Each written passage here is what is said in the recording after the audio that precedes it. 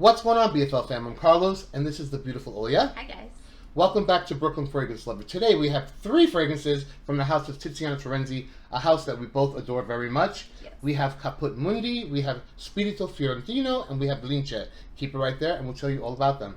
Brooklyn Fragrance Lover. Brooklyn Fragrance Lover. Brooklyn Fragrance Lover.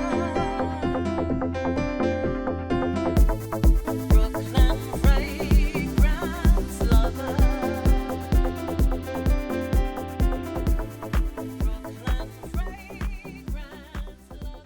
Thanks so much for tuning in today, everyone. As always, we really do appreciate it. Before we go on with this video, just want to disclose that these bottles were sent to review, but as always, all opinions are our own.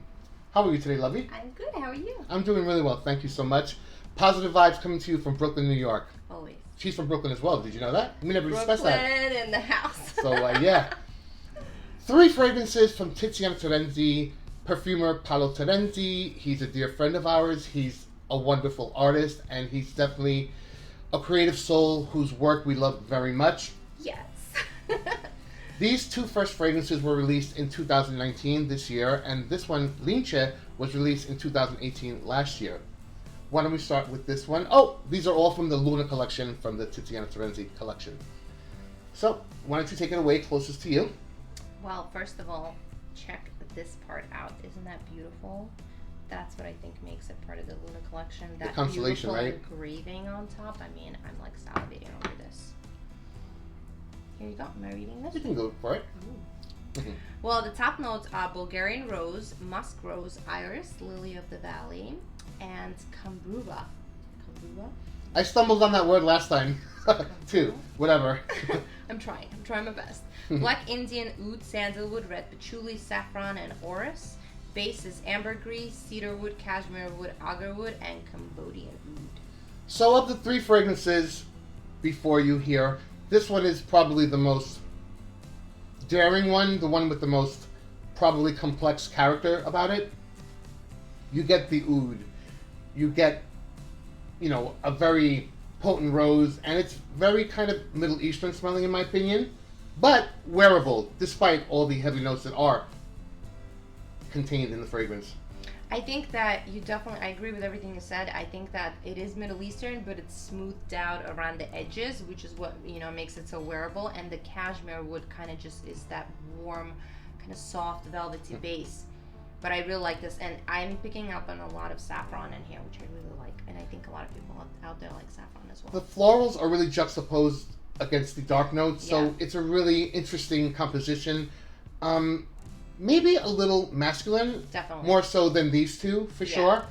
And but as always, Mr. Terenzi always works with a lot of notes on his palette, in his palette.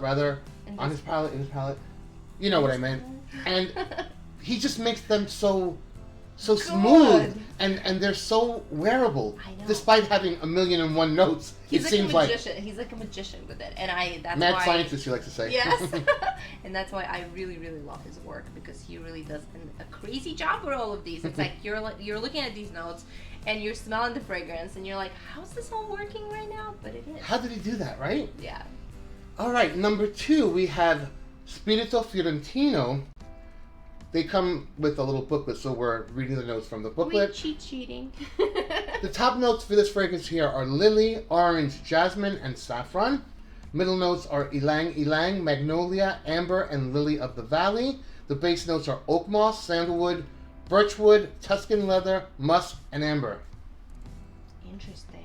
We definitely can't go on without saying that this definitely has a resemblance to Baccarat Rouge 540, but more so the extrait than the Eau de Toilette. Yeah, definitely. It's sweeter and thicker.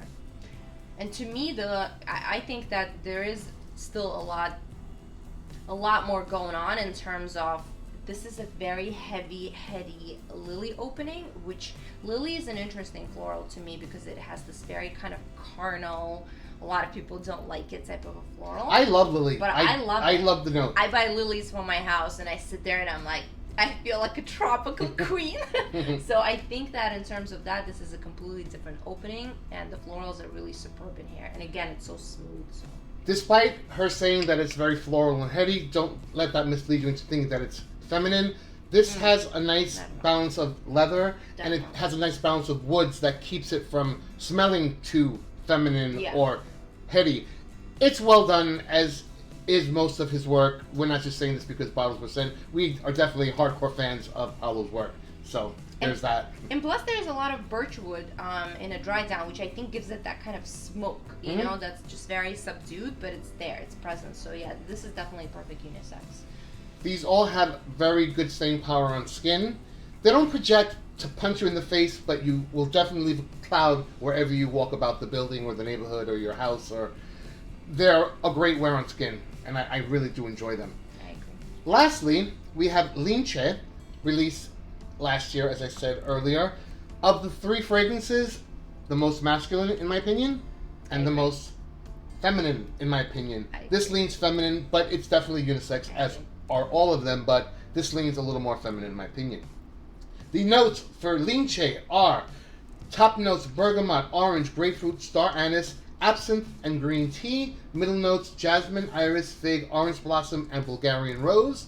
And sandalwood, vanilla flower, vanilla bean, ambergris, heliotrope, and musk round out the base notes for this composition. I love it. Well, okay, first of all, it is very feminine, and I really love fragrances of this genre, which is that creamy floral bergamot. It's creamy powdery. I get a powderiness from this. 100%. It reminds me, not that it smells like it, but in how it wears on skin, from Frederic Malle, L'Eau de Verre. Because of the heliotrope. Yeah. And it gives it that And heliotrope's nutty. powdery sometimes. Yep, absolutely. It's very nutty and powdery in a dry down, but then the sandalwood is still creamy. She said nutty. Nutty! But I love it because this is exactly like what I wear kind of every day. It's a soft cozy. fragrance. It's so cozy. I just want to like. It's definitely a delicate kind of fragrance. And in the words of my good friend Imitsu from Simply Put Sense, it's pretty. It is pretty. It's pretty, you know? It is pretty. It's like every time I smell it, I'm like, oh. Definitely. But gorgeous, but more feminine, so keep that in mind. I definitely agree with you on that. It's the more feminine of the three. So our favorites from the trio here. I think that my favorite is Spirito Fiorentino. Mine is Lince. So would you mind if I gifted you this bottle? Oh my god, I wouldn't mind at all. Well, it's yours after this review. Thank you for working with me. you. My pleasure. I love you. You guys, before I give you the bottle, I got a 5ml decan of each. This can be worldwide. All you have to do is subscribe to Brooklyn Fragrance Lover. Subscribe to Scent Menu, otherwise known as Olya Bar, on Instagram. Like this video, then leave one comment down below with what you enjoyed most about this video today, or what your favorite Tiziana Terenzi fragrance is. If you're new to this channel, please do consider subscribing. If you haven't a subscriber, click on the bell icon so you don't miss notifications on new reviews, new content giveaways, and all the fragrance fun always happening right here at BFL. Take care, stay blessed, and we will see you next time.